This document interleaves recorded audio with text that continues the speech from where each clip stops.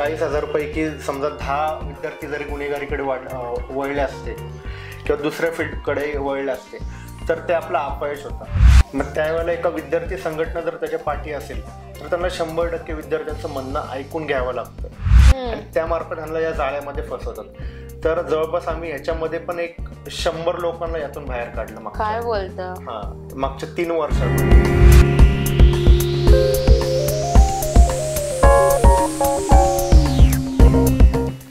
मुलांनी शक्यतो शॉर्टकट टाळले पाहिजे, कारण ते शॉर्टकट जे असतात ते कधी ना कधी आपल्याला घाताकडे नेतात.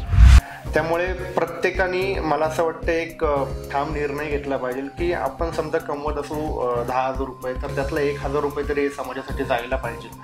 तेव्हा त्यांच्यावर अजून दबाव आल्यामुळे ते जी रक्कम असते ती अजून कमी करण्याचा आपण प्रयत्न करतो. म्हणजे तुम्ही असं म्हणू शकता की महाराष्ट्रात सगळ्यांवर दबाव टाकले की कामं होतात? हो, 100%.